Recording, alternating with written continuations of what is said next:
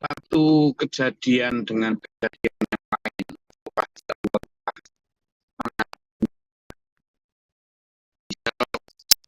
Kejadian tenggelamnya Fir'aun, kemudian kembangnya Namrud.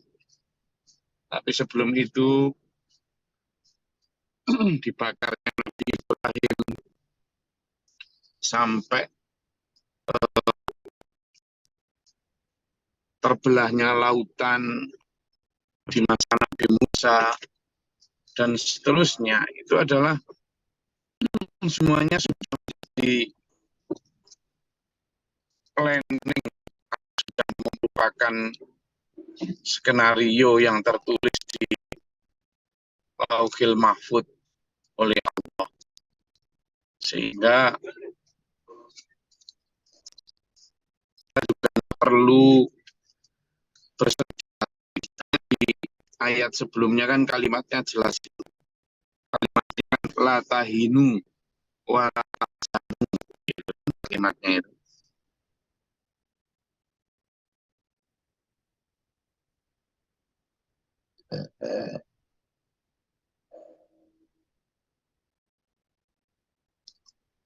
Jadi kalimat ini a'udzubillahi minasyaitonirrajim iyam saskum qarhun. Nah, kita kemarin sudah pelajari ya. Di perang Uhud itu pasukan muslimin kalah. Banyak yang terbunuh, 70 lebih. Masuk orang-orang atau sahabat-sahabat utama Nabi itu terbunuh. Ya, apapun penyebabnya, meskipun satu di antara penyebabnya adalah keteledoran beberapa orang yang tidak mengikuti arahan Rasul untuk tetap berada di pos masing-masing, dan juga untuk tidak tergiur dengan tampakan harta benda yang ditinggalkan pasukan kafirin. Apapun alasannya, tetapi sebenarnya itu sudah menjadi semacam suratan. Nah, iyam saskum qarhun, kamu tersentuh atau ditimpa atau mendapatkan luka di perang Uhud, tapi sungguhnya faqad masal qauma qarhum mislu. Sebenarnya mereka juga mendapatkan luka pada saat perang Badar. Jadi gitu. Jadi di perang Uhud memang kalah, tapi di perang Badar mereka kalah. Artinya kalau dia mendapat luka ya sama-sama mendapatkan luka. Ya, tapi perbedaannya adalah kalau kalian mendapatkan luka itu nanti akan mendapatkan balasan bahagia. Kalau mereka mendapatkan luka, mereka malah akan ditimpa luka tambahan gitu loh. Nah, sebelum saya lanjut ke cerita selanjutnya, di ayat ini sebenarnya kita sudah diberitahu Allah bahwa kita ini kan ya, misalnya ketika diajak untuk hidup sesuai dengan aturan Allah atau berjuang mengabdi untuk agama ini gitu ya. Kita kadang merasa nanti nggak enak kalau hidup pengabdian itu sedih, kurang, dan lain sebagainya. Sekarang pertanyaannya, orang yang tidak mengabdi di agama Allah, mereka pernah merasakan kurang nggak? Mereka pernah merasakan sedih nggak? Yo podo. Ada miliaran orang di luar sana yang mereka juga merasakan kekurangan ekonomi kadang. Dan yang kaya pun kadang pernah bangkrut. Sama. Cuma bedanya yaitu tadi. Orang yang mengabdi atau berjuang di jalan Allah itu ketika mereka mendapatkan kekurangan harta atau kekurangan teman, itu merupakan ujian yang akan berbalas surgawi nanti jika dijalani dengan ikhlas dan sabar. Tetapi orang-orang yang tidak berjuang di jalan Allah, ketika mendapatkan kekurangan macam-macam itu musibah, bencana. Kenapa? Karena di dunia sudah pun pernah merasakan kekurangan, di akhirat kurang lagi karena tidak dipakai hidupnya untuk mengabdi. Jadi ini makanya di sini disebut iyam saskum dulu. Sama saja, kamu pernah mendapatkan luka karena berjuang membela agama Allah di sisi pasukan Rasulullah. Kamu mengambil pihak, mengambil sisi membela pasukan Rasulullah, ditakut-takuti. Nah, kalau kamu nanti ikut itu kalah, kamu nanti selalu miskin, selalu ini, nggak enak, dan sebagainya. Ditakut-takuti begitu. Padahal, kalaupun memihak kaum kafirin, di masa itu Abu Jahal dan teman-temannya, mereka juga pernah mendapatkan itu. Mereka juga kadang ya kekurangan harta, tidak selalu kok cukup, kadang ya kemudian bangkrut, kadang ya sedih, kadang ya sama. Bedanya cuma satu, kesedihan, kekurangan yang dirasakan oleh orang beriman yang memilih berjuang bersama Rasulullah, itu akan mendapatkan ganti. Inna ma'al usri yusra. Di akhirat nanti akan dapat. Sementara orang yang tidak berjuang untuk agama Allah, ke apa kelelahan, keletihan mereka, kekurangan mereka tidak berganti apa, malah menjadi bencana yang dua kali lipat. Sehingga sekali lagi ini menjadi penghibur kita, atau tidaknya penghibur ya, tapi penguat kita yang memilih untuk menjalani hidup mengabdi, menjalani hidup untuk mengikuti agama Islam yang asli, syariat Allah, Islam yang kata orang kejeron, kata orang terlalu dalam, terlalu duren, gak cocok untuk kita. Islam yang katanya ekstrim, Islam yang katanya apa lagi? Zaman biasanya kalau ikut ngaji ini dianggap gimana? Islam yang gimana? Macam-macam, malah kadang ditakut-takuti. Orang kok diajak akhirat aja nanti jadi apa? Nanti gini, nanti gitu, dan sebagainya. Padahal kondisinya hampir sama. Kalau kita ikut ajaran Allah, kadang ya kurang, kadang ya ada sedih, kadang ya kemudian ditinggalkan teman, ditinggalkan kerabat. Loh, apa mereka yang tidak berjuang di agama Allah atau tidak mengikuti aturan Allah yang katanya berat ini, mereka kemudian tidak pernah ditimpa kurang, tidak ada resiko bangkrut? Apa mereka tidak pernah ditinggalkan teman atau sama? Gitu loh. Jadi kadang itu hanya ketakutan yang disisihkan oleh setan supaya kita itu gigit, supaya kita itu tidak mau dan tidak ikut berjuang di jalan agama Allah. Itu aja, itu aja. Nah, sehingga padahal baik kejayaan maupun keruntuhan, baik di masa-masa lalu ya, yang tadi saya mulai dengan kejayaannya Namrud, lalu kehancurannya, kejayaannya Fir'aun, lalu kehancurannya, timbul tenggelamnya peradaban, ya, peradaban Islam ketika Umayyah jaya, Bani Umayyah nanti hancur, kemudian Bani Abbasiyah hancur, jaya, kemudian Bani Fatimiyah, ya kan, hancur, kemudian Utsmaniyah atau di Turki, kemudian runtuh juga. Sekarang orang-orang Barat, Israel dan teman-temannya sedang jaya beberapa tahun terakhir ini, nanti ya tetap runtuh juga. Semuanya bergiliran. Sebelum dulu Islam datang sudah ada Babilonia, Mesopotamia, mereka juga luar biasa sebelumnya juga. Ya kan? Setelah Babylon itu ada Romawi, ada Persia, kejayaan, ketimbulan itu semuanya sudah dipergilirkan Allah. Jadi di sini disampaikan bahwa tilkal ayyamu nudawiluha bainan nas. Sudah itu sudah digilir Allah. Nggak usah kalau yang sedang jaya terus merasa sok kuasa bisa mempertahankan kelanggengan kekuasaannya dengan segala segala aparat kekuatannya tersentuh. Sampai itu siapa? Nggak ada. Menahan diri biar tidak ke toilet aja kita nggak bisa kok. Iya, sampean punya pasukan jenderal, pasukan kopral, punya harta tak terbatas, punya backingan 100 naga, punya alah. Kita itu tadi itu loh, menahan diri agar tidak ke toilet. Kita diperintah perut kita ke toilet aja nggak bisa nolak kok.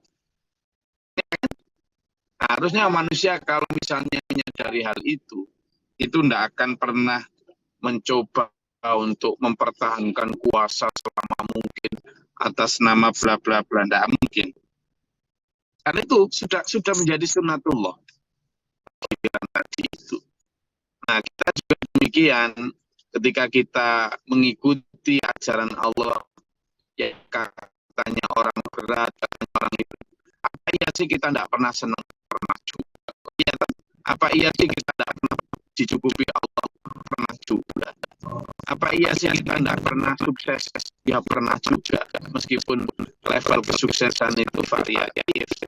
Tapi tetap senang. Apa iya sih kita nggak pernah kenyang? Kalau ikut Allah nanti lapar, pernah juga. Artinya senang, sedih, bangkrut, sukses, dapat apa rugi, itu sudah sunnatullah yang terjadi di siapa, baik dia mengabdi kepada Allah maupun orang yang ingkar kepada Allah. Nah, kalau kayak gitu, ya mending milih mengabdi kepada Allah. Kenapa? Karena nanti akan ada bonus kemenangan di akhirat, gitu loh. Nah, jadi itu yang Allah ingin. Waliya'lamallahu alladziina aamanu. Makanya itu sebenarnya pagiliran itu bagi Allah itu untuk membedakan. Allah ingin mengetahui siapa di antara mereka yang kemudian tetap beriman. Itu kan? Jadi ketika misalnya di tingkat ujian, kalau kita menghadapinya itu dengan sabar, tawakal, dan kemudian bangkit lagi, dan kita tetap bersyukur, nah itu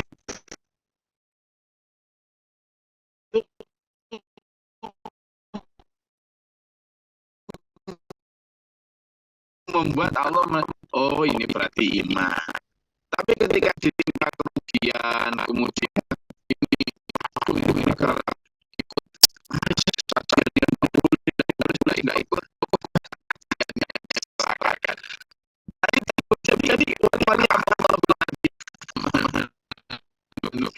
Allah ingin tahu.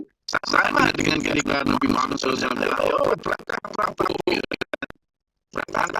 Nah, pada saat itu Pak Cakre aneh, tapi benar-benar Pak Cakre panas yang dicuci pasukannya kuat. Pada saat seperti itu Allah ingat siapa yang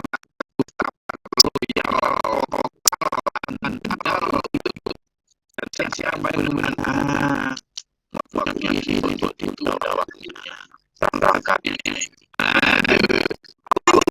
Tahu gitu. Sebenarnya Allah nggak butuh kita untuk intinya kemarin dalam peperangan Badar Allah kan memberikan bantuan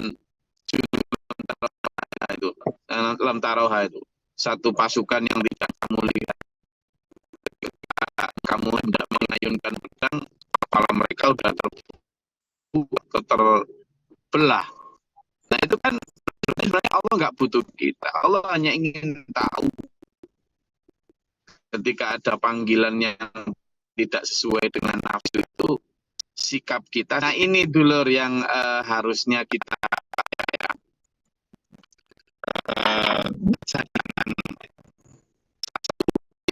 jadikan satu picu semangat. Kenapa?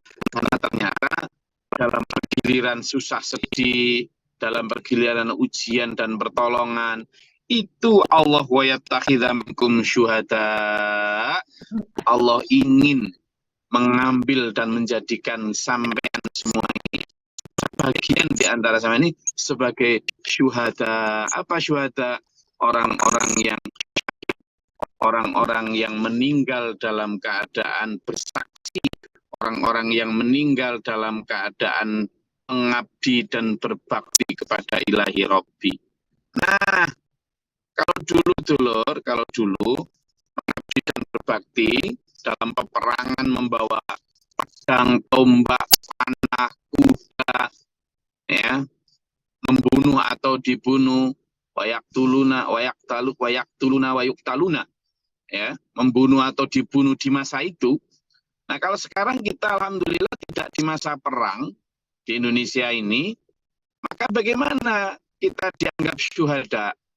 Ya kita ini harus memiliki keberatan yang sama dengan keberatan yang dirasakan oleh orang-orang terdahulu yang perang di perang Badar, perang Tabuk itu.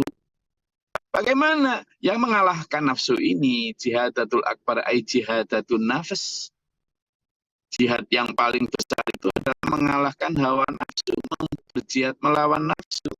Nah, sekarang kita ini seperti tadi itu. Ketika kita diajak tahajud, kan berat, nggak mau. Ya sudah, kita lawan itu. Ketika kalau mau berangkat kerja, kadang kita mau salat duha, aras-arasan ke susu. Ketika kita diminta untuk zikir wirid setelah sholat, kadang masih sudah diburu oleh kerjaan. Lawan itu ketika kita misalnya dapat harta laba 1 juta, diminta untuk iman amu, sedekahkan untuk akhiratmu 750.000, terasa berat. Nah, itu perang kita. Itu perang kita. Berat lulah ya. Kalau nggak mau berat ya nanti ya dianya kipas angin merek Cina, jangan surga, gitu loh. Jadi itu. Makanya di sini disebut pada saat kita selalu mengambil porsi seperti perang tadi, kemudian wafat, maka wafat itulah wayattakhidha minkum syuhadal faqra wa ya'murukum bil fahsya. Setan itu menakut-nakuti kamu akan fakir, miskin, khawatir ini, khawatir itu, dan menyuruh kamu, ya, mendorong kamu untuk berbuat fahsya. Apa? Kikir, apa? Pelit, malas, tidak mau ikut Allah. Gitu. Nah, ini yang kemudian dipupuk terus oleh setan sehingga kemudian manusia tidak siap untuk mengambil posisi seperti tadi. Allah la yuhibbul zalimin, dan Allah tidak menyukai orang-orang yang berbuat atau menganiaya dirinya sendiri. Maksudnya apa menganiaya diri sendiri? Wong dikasih kesempatan untuk menjadi syahid kok tidak malah mengambil comfort zone atau zona nyaman.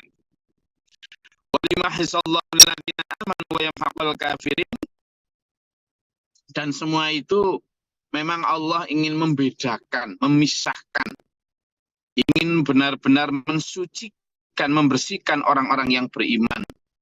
Karena di kalangan Nabi Muhammad SAW sendiri pada saat itu masih ada itu anasir-anasir kaum munafikin yang kadang ya masih mutabina baina dzalik gitu, di tengah-tengah, nggak masuk nggak keluar. Jadi Allah memberikan kemenangan, kemudian kekalahan dan seterusnya, termasuk kemenangan kembali itu untuk menyisihkan, melihat, memberikan filterisasi siapa sih sebenarnya yang munafik dan siapa yang beriman. Itu ya. Kafirin termasuk menghancurkan orang-orang kafir dan membersihkan orang-orang yang beriman. Jadi memilih side, memilih pihak apa? Pihak orang yang beriman. Dengan cara tadi, kalau peperangan kita, biar supaya kita ini dijadikan Allah sebagai orang yang mati syahid, ya di dalam hidup kita ini ayo mengikuti jihad fisabilillah tadi itu, termasuk jihad fisabilillah itu diterangkan di dalam surat At-Taubah ayat 111, di dalam surat As-Saff ayat 10 sampai 12, dan disampaikan tentang apa orang-orang yang jahid fisabilillah bi amwalihim wa anfusihim, baik harta maupun jiwa kita. Saya rasa itu diperjelas, dipertanyakan atau ditambahkan dari ayat 140 sampai 141 surat Ali Imran. Ini kita alhamdulillah sudah sampai di surat Ali Imran ya, 141 ayat yang sangat sesuai dengan kondisi kita sekarang. Silakan, ada yang mau disampaikan, monggo.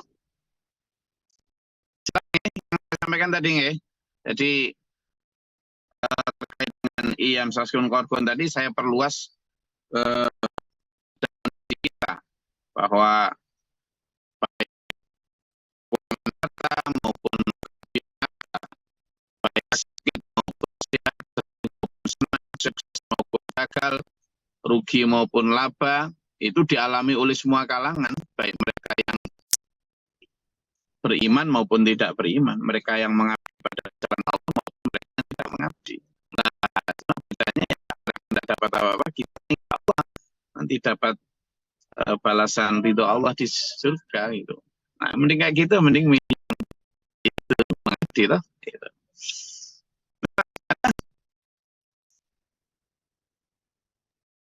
Assalamualaikum warahmatullahi wabarakatuh. Waalaikumsalam. Masalahnya yang diiming-imingi setan itu tetapi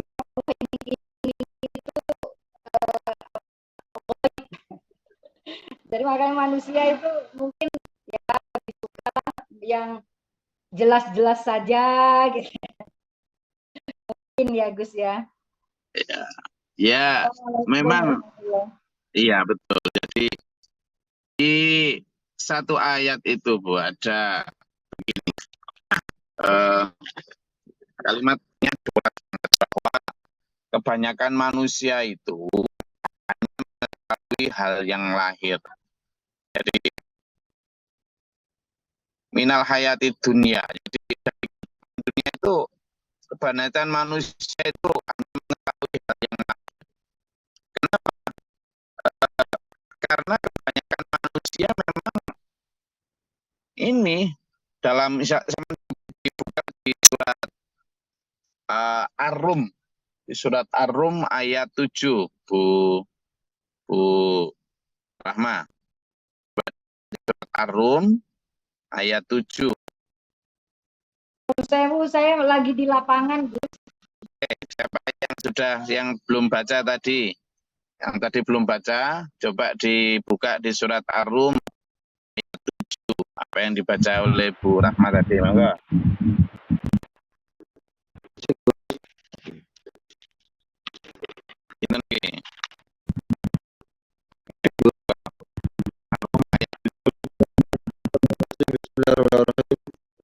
Mereka mengetahui yang lahir tampak dari kehidupan dunia, sedangkan terhadap kehidupan akhirat mereka lalai.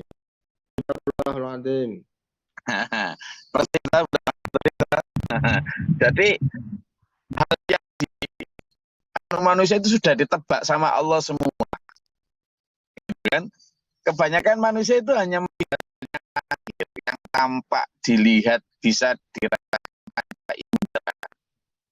Sementara terhadap akhirat yang tidak kelihatan, itu enggak tahu. Enggak mau tahu, bahkan kalau diberitahu juga enggak mau tahu gitu. Nah, sampean makanya dengan ketika di sini saya ajak untuk tahu. Dengan apa? Taunya tidak dengan panca indera lahir, tapi panca indera batin, dengan mata hati, dengan sinar iman. Karena alladzina yu'minuna bil ghaibi.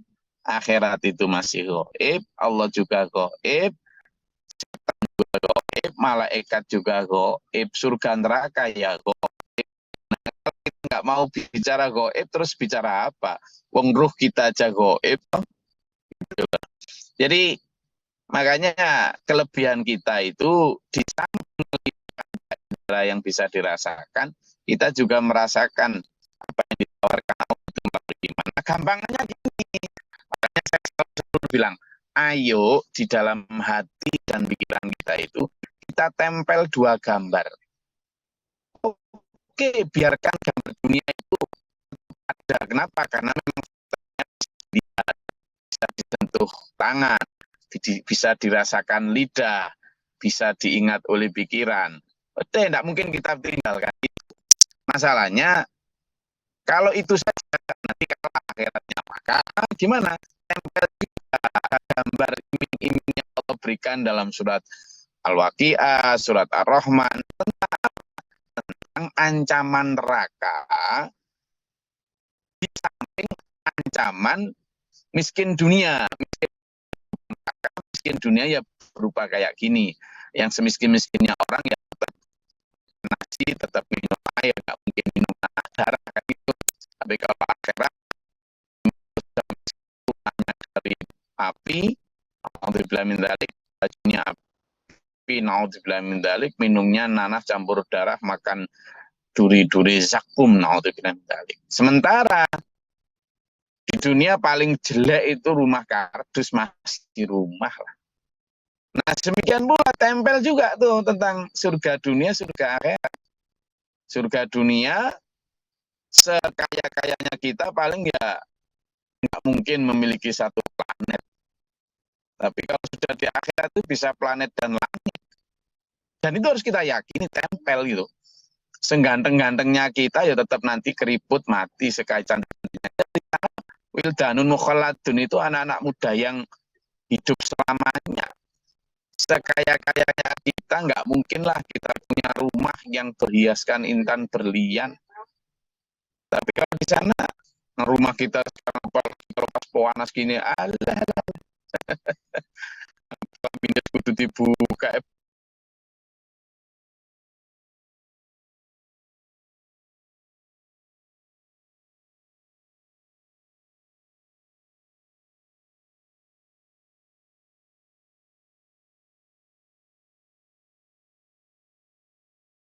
Ma'atakallahu darul akhirah wala tamsa nasibaka minatun.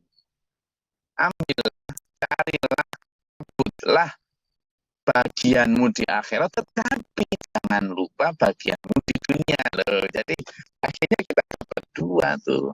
Tapi yang diutamakan mencari dan mendapatkan yang akhirat, sementara yang di dunia ya sekedarnya sesuai kebutuhan. Akhirnya nanti begitu. Jadi tetap yang di panca indera ini dipenuhi kebutuhannya. Wong kita juga butuh makan, kita juga butuh sandang, kita juga butuh papan. Tetap kita penuhi. Tapi pemenuhannya tidak berdasarkan won atau ingin, ambisi atau iklan, atau karena balapan dengan tetangga kanan kiri, tetapi karena kebutuhan mata. Kebutuhan ya paling dasar gitu. Sementara di akhirat ayo berlomba. Karena di sanalah yang akan kita tempati selamanya. Demikian Bu Rahma. Saya rasa itu kajian kita pada pagi hari ini. Alhamdulillah angin semeribit di lautan ini, kita sampai surat Ali Imran 140-141 ditenangkan oleh Allah dengan pergiliran semua itu. Ayo memilih sisi, memilih pihak. Pihak mana? Pihak yang berjuang di jalan Allah. Ada kesedihan, ada kebahagiaan, ada kekurangan, ada kelebihan, semuanya itu adalah sunnatullah. Mending kita yang sunnatullah yang berbalas dengan mardhatillah di akhirat nanti. Okay? Semoga Allah merahmati kita dengan kekuatan iman, kesehatan jasmani, dengan rezeki yang halal dan thayyibah. Semua persoalan kita diberikan Allah jalan keluar yang mardhatillah dan dituntun dalam keselamatan, dijaga dari godaan setan, jin, iblis, dajjal dan para tentaranya. Kita diselamatkan ila akhirih amin. Allahumma sholli wa sallim. Allahumma ighfir lil mu'minina wal mu'minat wal muslimin wal muslimat. Allahumma ihdina fi man hadayta wa afina fi man barik lana fi ma atayt wa qina sharra ma qadayt fa innaka taqdi wa la yuqda alayka wa innaka la tudhillu. Astaghfiruka wa atubu ilaika. اللهم دفعنا البلاء والوباء والحسن من جن الشيطان والكفر ربنا نجنا وقنا من القوم الظالمين ربنا لا تجعلنا في القوم الظالمين اللهم ارفع واكتبنا مع الشاهدين ربنا لا تزغ قلوبنا بعد إذ هديتنا وهب لنا الله ربنا إننا سمعنا مناديا ينادي للإيمان أن آمنوا بربكم فآمنا ربنا اغفر لنا ذنوبنا وكفر عنا سيئاتنا وتوفنا مع الأبرار ربنا واجعلنا مسلمين لك ومن ذريتنا أمة مسلمة لك وأرنا مسلمين منزلا رحمة المتقين آتنا في الدنيا حسنة وفي الآخرة حسنة واغفر لي ولأخي وللمزيد والمدرك اغفر لنا الصبر والصبر دعوانا حسن الكافرين اللهم قد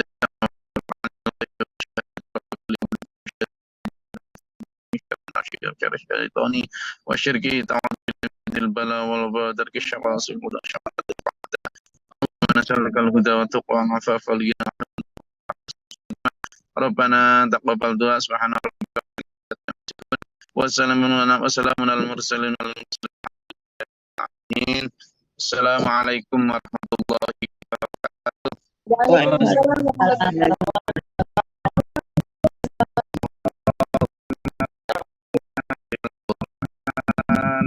واجعله لنا إماما ونورا